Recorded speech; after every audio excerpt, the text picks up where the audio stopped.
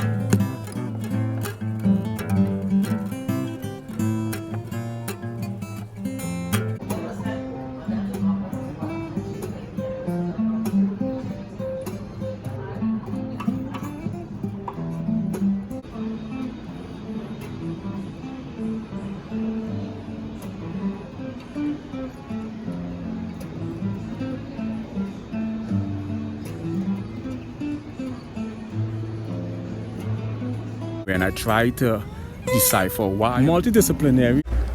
Well, not really. Not really. They're a new general.